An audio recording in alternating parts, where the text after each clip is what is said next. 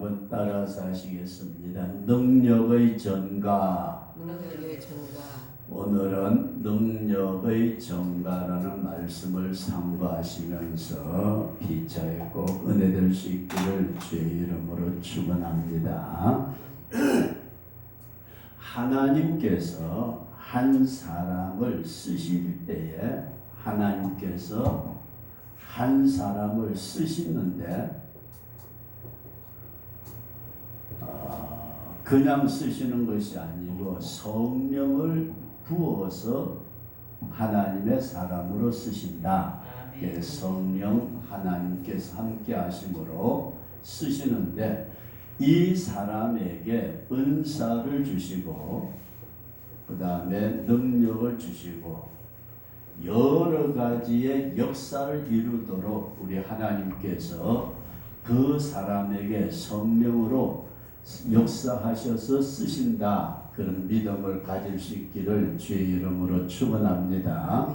그래서 우리가 생활하시면서 흔히 사람들은 일하는 사람들을 소명을 받았다 그렇게 말하는데 이 소명이라는 말은 누구든지 다 내게로 오라. 우리 주님은 부르시는 것을 소명이라 그렇게 말씀을 드릴 수 있습니다. 소명, 부르심. 수고하고 무거운 짐진 자들아 다 내게로 오라. 내가 너희를 편히 쉬게 하겠다. 어떤 사람이든지 간에 우리 하나님은 불러주신 줄로 믿습니다. 소명을 받은 사람들은 주님의 부르심을 받아서 응답에 왔을 때에 그 사람에게 뭘 주시느냐 하면 직분을 맡겨주시는데 이건 뭐라고 그러냐면 사명이라고 그런다. 따라서 합니다. 사명. 부르심을 받은 자에게 어떤 직분을 맡겨주시는 것을 사명이라고 그러는데 이 사명을 수행하기 위해서는 하나님이 뭘 주시느냐? 성령을 부어주신다. 그러면은 부르심을 받은 사람들은 수없이 많습니다. 이 땅에 수천수만의 사람들이 한 사람도 다 망하지 않고 구원받기를 원하는 것이 하나님의 뜻인 줄로 믿으시기 바랍니다. 그래서 이 소명에 응답한 사람에게는 하나님께서 무엇을 주시느냐 하면 구원의 은혜를 베풀어 주신다. 소명은 구원의 은혜를 베풀어 주신 것이고 구원받은 사람에게 하나님께서 직분을 맡겨주시는데 그 직분 맡은 것을 사명을 받았다. 이 직분을 수행하도록 하나님께서는 무엇을 주시느냐 하면은 성령을 부어주신다. 믿어지시면 아멘. 그래서 우리가 성경에 보면은 사도행전 8장에 보면은 어떤 말씀이 나오느냐면 행전 8장 2절 이하에 빌립 집사님이 있습니다. 어느 집사님요? 빌립 집사님이 예루살렘의 핍박을 피해 가지고 어디로 갔느냐 하면은 사마리아로 내려갑니다. 사마리아 성으로 가는데 이 빌립 집사님이 오순절날 성령의 충만함을 받고 그리고 사도들에게 7 집사 가운데 한 분으로 선택을 받아가지고 하나님 앞에 소명도 받고 그에게 성령을 받는 사명도 받은 줄로 믿습니다. 이 빌립 집사님이 사마리아 성에 내려가가지고 그냥 숨어서 가만히 지내는 게 아니고 전도를 했어요. 전도. 사명감을 감당했다 그런 말씀입니다. 그랬더니 빌립 집사님이 설교를 통해서 많은 사람들이 구원을 받고 거기에다 따라서 온 것이 뭐냐면은 귀신들이 쫓겨나가고 병자가 일어나고 이렇게 되니까 이 사마리아 동네 사람들이 얼마나 많이 은혜를 받았던지 큰 기쁨이 있었더라. 뭐가 있었더라? 큰 기쁨이 있었는데 이 기쁨이라는 것은 사업이 잘 돼서 돈이 생겨서 기쁜 게 아니고 구원의 은혜를 받고 병이 낫고 귀신이 쫓겨나고 집안이 새로워지고 그러니까 너무너무 좋아가지고 사마리아 성이 들썩들썩하니 이 빌립 집사 한 분을 통해서 구원의 큰 역사가 일어난 줄로 믿으시기 바랍니다. 이 빌립 집사님 한 분을 통해서 사마리아 성에 놀라운 역사가 일어난 것이 사도행전에 기록되어 있습니다. 그런데 여기에서 끝난 것이 아니고 이 소문이, 이 보고가 예루살렘 교회에 가니까 베드로하고 요한이 빌립 집사님 대단해. 나가서 그렇게 큰 역사를 이루었다니까 우리가 한번 가봐야지. 그래가지고 베드로 요한이 사마리아 성에 가서 보니까 문제가 뭐냐면은, 문제는 구원은 받고 귀신도 쫓겨나고 병도 고침을 받았는데 뭐가 없었을까요? 성령 세례가 없었다. 여기까지 이해되시면 나면 가서 보니까, 그래서 성령 세례하고 구원하고는 이건 다르다 그런 말씀. 구원받은 성도에게 성령 세례. 그래서 베드로 요한이 그들에게 안수하니까 성령이 임했다. 그러면 다시 우리가 한 시대에 하나님께서 쓰시는 자가 있는데 이 쓰시는 자를 하나님은 어떻게 쓰시느냐? 오라. 이 오라고 해가지고 불러가지고 구원을 주시고 구원받은 주의 백성에게 너 목사가 돼, 너 집사가 돼, 너 장로가 돼, 이렇게 사명감을 주실 때에 그 사명을 감당하도록 성령을 부어주신다. 믿어지시면 아멘. 이렇게 성령 부으심을 받은 성도가 한 시대에 하나님이 쓰시고 난 다음에 이제 영원히 있을 수 없으니까 너 이제 올라와. 응? 너 내한테 와서 천국에 와서 같이 지내자. 불러 올리실 때에, 하나님이 쓰시던 자를 불러 올리실 때에 여기에서 문제가 생깁니다. 가령 A라는 사람에게 하나님께서 쓰셨는데, 성령을 부어 쓰셨는데 이제는 다시 천국으로 불러 올리실 때 네가 받은 은사와 능력과 역사를 다른 사람에게 넘겨주고 오너라. 이해되시면 아멘. 그러니까 내가 은혜를 받고 은사를 받고 직분을 받고 사명을 감당하기 위해서 성령의 은혜를 충만하게 받았다가 내가 세상을 떠날 때에 그것을 그냥 가지고 없어지는 것이 아니고 다른 사람에게 넘겨주고 오너라. 이해되시면 아멘. 이걸 뭐라 그러느냐 하면 따라서 하십시다. 능력의 전가. 그래서 이 능력의 전가라는 말을 잘 이해할 수 있기를 바랍니다. 쉽게 우리가 원장 목사님도 뭐 얼마나 재산이 있는지 모르지만 가령 재산이 있다고 하십시다. 재산 이거 가져가요, 주고 가요? 주고 가야지. 네. 누구에게? 내 자식에게. 뭐 지나가는 거지에게 줄 수도 있겠지만은 모르는 사람 안 주고 내가 자식에게라도 줘야지. 그 자기 유산을 내가 떠날 때에 다른 사람에게 주고 가는 것처럼 하나님께서 한 시대에 쓰시던 주의 종이나 사명자에게 주셨던 은사와 능력과 모든 역사를 그 사람을 불러갈 때 없어지는 게 아니고 그 사람의 천당에 가져가는 게 아니고 다른 사람에게 넘겨주고 오너라. 이해되시면 하면 이걸 뭐라고 그러느냐 하면 능력의 전가라고 말한다. 그런 믿음을 가질 수 있기를 바랍니다. 이 능력의 전가라는 말이 이해되시면 하면 많은 사람들이 이걸 제대로 이해를 못해요. 그러니까 그 사람이 가지고 있는 것을 내가 넘겨받는 것, 이게 능력의 전가다. 그러면은 우리가 성경에 나타난 말씀을 보게 되면은 많은 사람들이 있습니다. 아브라함은, 우리가 잘 아는 믿음의 조상 아브라함은 누구에게 줬어요? 자기 아들 이삭에게 넘겨줘. 이삭을 축복을 해요. 이삭은 누구에게? 야곱에게. 이렇게 많은 사람들이 성경에 보면은 자기가 있던 것을 넘겨주고 떠났다. 그러면은 오늘 우리가 성경을 통해서 아브라함은 이삭에게, 이삭은 야곱에게, 야곱은 또 유다를 통해서 예수님에게 이렇게까지 쭉 흘러가는 것을 성경이 말씀하고 있고, 우리가 또 잘 아는 대로 모세는 하나님의 놀라운 역사를 일으켰던 모세는 그 후계자가 누구죠? 여호수아. 여호수아에게 넘겨주고 떠난 줄로 그렇게 믿습니다.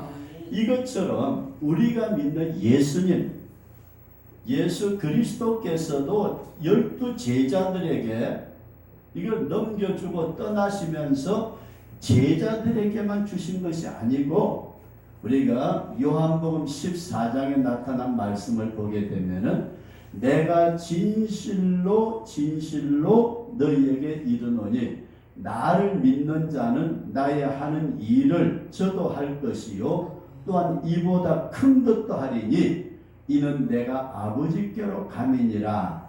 내가 하는 일을 우리도 할 수 있다. 믿어지시면 아멘.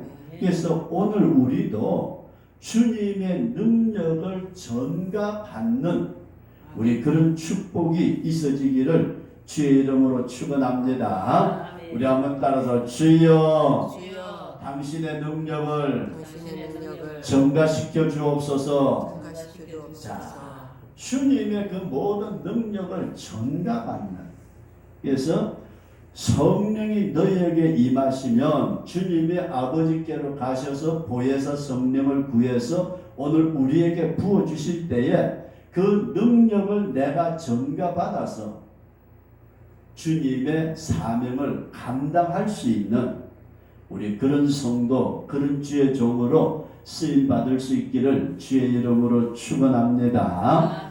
이것을 다시 우리가 이것을 정확하게 이해가 되면은 소명이 무엇이고 사명이 무엇인가를 알게 되고, 사명을 받았던 분이 주님 앞에 부르심을 받아 천국으로 올라갈 때 그분이 받았던 것을 이 땅에 두고 가기를 원하신다.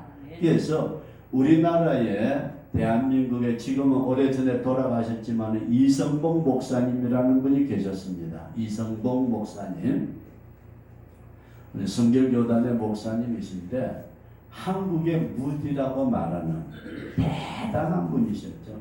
근데 그분이 돌아가실 때 그분이 끼고 있던 반지를 다른 사람에게 주셨대요. 그걸 또 가지고 있다가 신영교 목사님이 가지고 있다가 어느 목사님에게 갔다는데 지금은 누가 가지고 있는지 모르겠어요. 부흥 강사들 사이에서 이게 이성봉 목사님이 끼시던 반지, 그 반지를 전달하는. 그래서 우리는 이 능력의 전가라는 말을 우리가 깊이 이해할 수 있기를 바랍니다. 그러면서 이 능력의 전가를 받은 사건을 아주 교과서적으로 우리에게 잘 보여주고 있는 사건이 뭐냐 하면은 오늘 본문에 있는 열왕기하 2장 1절로부터 14절에 있는 엘리야의 능력이 누구에게 넘어갔어요? 엘리사에게로. 믿어지시면 아멘. 엘리야의 능력이 엘리사, 이름도 비슷한 엘리사에게로 넘어갔는데, 그래서 엘리사가 엘리야에게 그런 말씀을 하죠. 당신의 영감의 갑절을 내게 주세요. 야, 너 진짜 어려운 거 구했다? 응? 정말 어려운 일을 구했다. 그러면은 그 갑절의 영감, 엘리야가 받았던 그 모든 능력과 권세와 역사의 모든 것을 다음에 후계자인 엘리사가 넘겨받은 줄로 우리 그렇게 믿습니다. 이렇게 넘겨받은 교과서적인 사건에서 우리가 생각해야 될 부분이 뭐냐? 어떻게 엘리사가 엘리야의 능력을 넘겨받았을까? 여기에는 중요한 4가지의 요소가 있다. 그래서 오늘 오전 시간에 시간 되는 대로 말씀을 드리고자 하는데, 첫 번째 말씀을 드리고자 하는 것은 엘리사가 엘리야를 따라갈 때에, 처음에 따라갈 때에 그 출발점이 우리가 배워야 될 문제가 있다, 그런 말씀이에요. 출발점이 달랐다. 처음에 부르심을 받을 때에 우리가 열왕기상에 가서 열왕기상 19장에 보면은 엘리야가 지나가다가 엘리사가, 이게 엘리야, 엘리사 헷갈리지 말아야 됩니다. 엘리야가 먼저 하나님의 사명을 받아서 놀라운 역사를 일으켰던 선지자고 그 후계자가 엘리사다. 그런데 이 엘리야가 하루는 지나가다가 엘리사가 소를 가지고 밭을 가는 걸 봤어요. 어서 오세요. 소를 가지고 밭을 가는데 그 엘리야가 자기의 제자로 삼아야 되겠다고 생각된 엘리사에게 겉옷을 벗어서 던져요. 이게 아마 옛날에 내가 너를 후계자로 삼겠다고 부름의 어떤 모습이었던 것 같아요. 그러니까 엘리야 선지자가 자기 겉옷을 벗어가지고 엘리사 앞에 던지니까 엘리사가 엘리야 선생님이 나를 부르신다. 자기의 제자로 후계자로 부르신다. 그래가지고 엘리야 선생님 제가 따라가겠습니다. 그래. 그럼 가자. 근데 잠깐만요. 왜? 제가 인사 좀 하고 할 일이 하나 있습니다. 그러더니 그래. 그럼 나 기다리고 있을 테니까 너 한번 뭐 일을 하고 싶으냐. 부모에게 가서 인사를 하고 나더니 이 자기가 밭을 갈던 그 쟁기를 쪼개요. 뭘 쪼개요? 쟁기가 나무로 되어 있는데 이걸 나무를 다 쪼개가지고 그리고 자기가 몰던 소, 게리라고 그러는데 우리나라는 소 한 마리에다 쟁기질을 하지만 유대 나라에는 두 마리를 가지고 쟁기질을 하는데 소를 잡아가지고 전부 다 나무 쪼갠 데다가 자기가 잡은 소를 불을 삶아가지고 다 나누어 줘버려요. 뭐 했다고요? 다 나누어 줘버려요. 나누다. 그러니까 오늘 우리는 이 엘리사가 자기 선생님인 엘리야의 부르심을 받았을 때에 자기가 지금까지 하고 있던 밭을 갈고 있던 쟁기를 부셔가지고 장작을 삼고 그 소 두 마리를 잡아가지고 삶아가지고 모든 백성들에게 다 나누어 줘버리고 그리고 따라 나섰다, 그런 말씀이에요. 그러면은 여기서 우리가 생각하고자 하는 말씀은 뭐냐면은 따라서 하십시다. 뒤돌아서지 않겠다. 뒤돌아서지 않겠다는 거예요. 자기가 농사 짓던 모든 게 다 이제는 끝났으니까 자기가 농사 지었던 모든 그 기구들이 다 없어졌으니까 돌아가봤자 어떻게 돼요? 다시 농사 지을 수 있는 그게 없다, 그런 말씀입니다. 오늘 우리는 예수님을 따라가면서 세상 뒤돌아보고 오른쪽 보고 왼쪽 보고 그게 아니고 따라서 하시다. 죽으면 죽으리라. 이 길밖에 없다. 출발할 때에 내가 주님의 부르심을 받고 주님의 사명을 받아서 주님의 일을 하다가 주님 앞에 가야 될 것은 이 길밖에 없어. 다시는 세상 속으로 뒤돌아가지 않으리라, 그런 말씀입니다. 그래서 우리가 출발점을 바로 세울 수 있는 우리 그런 신앙의 사람으로 세워질 수 있기를 주의 이름으로 축원합니다. 나는 막 교회 하다가 재미없으면은 뭐 다른 일 하면 돼. 응? 엄마 아버지 유산도 있어. 아직도 유산도 있고 아버지 받은 돈도 있고 내가 교회 봉고차를 몰다 보니까 얼마든지 택시 운전도 할 수 있고 응? 마누라는 나가서 돌보미도 하고 뭣도 하고 그러면서 먹고 살 수 있어. 그러니까 목회에 전념을 안 하면, 쉽게 말해서 생명을 걸고 교회를 지키다가 내가 죽더라도 여기서 죽으리라, 이런 출발점이 우리하고 달랐다. 이해되시면 아멘. 저와 여러분들이 꼭 기억하기를 원하는 것은, 내가 다른 것 가지고는 이제는 안 할 거야. 나는 주님께서 나를 불러주실 때 십자가의 피로서 나를 구원해 주셨고, 주님께서 나에게 사명을 주실 때 성령으로 사명을 주셨는데, 이제 내가 이 길 외에는, 내가 죽음이 오더라도, 내가 세상에 어떤 것을 다 빼앗긴다 할지라도 나는 이 길을 걸어가리라.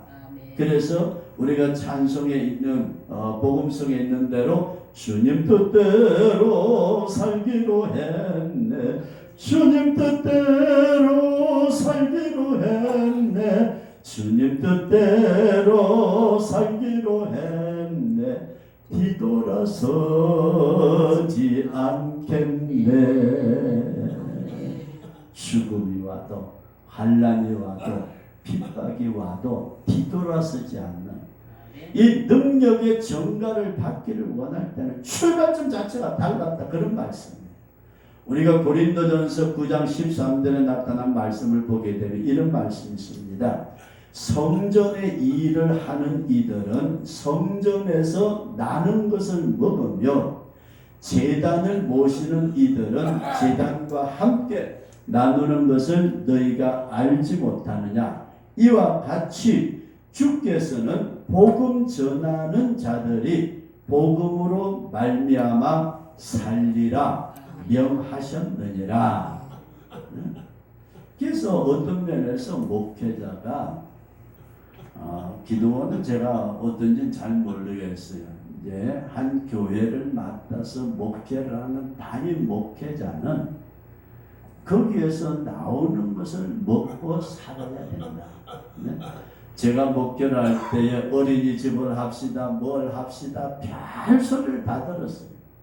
난 어린이집 원장 되기 싫어. 공부방 그거 하면 돈 생긴대요. 그거 싫어. 심지어 교회 옥상에다가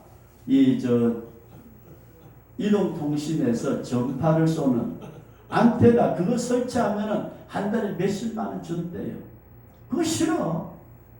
내가 내 양들을 양육하면서 거기에서 나오는 것을 내가 먹고서 살 것이다. 뒤에 것은 던져버리고 앞에 것만을 바라보고 달려가는 이런 사람이 뭘 받을 수 있다? 능력이 전가받을 수 있다. 이 사실을 우리가 꼭 기억을 하시면서 저와 여러분들이 마지막 주님이 오신 날에 가까운 이때에 주님이 주신 사명, 소명하고 사명이 다르다는 말씀을 드렸어요.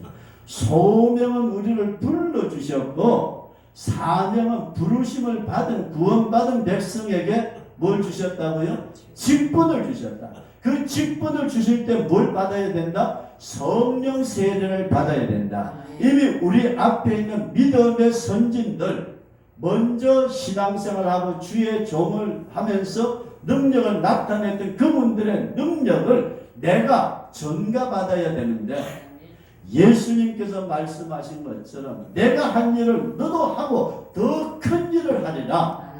그 능력이 전가받기 위해서는 첫 번째가 출발을 제대로 하자. 믿어지시면 아멘. 저와 여러분들이 이런 출발을 제대로 하시기를 부탁을 드리고 축복합니다. 그리고 두 번째 말씀은 끝까지 따라가야 돼요. 세 번째 말씀은 부르짖자는 말씀이고, 네 번째는 옷을 찢자는 말씀을 드리고자 하는데, 오늘 오전 시간에는 이제 첫 번째 있는 출발을 제대로 하자, 이런 말씀을 기억하시면서 저와 여러분들이 바른 능력의 전가를 받아서 주님 앞에 서는 그날까지 주의 주신 사명 감당할 수 있는 우리 그런 주의 종으로 세워질 수 있기를 축원합니다.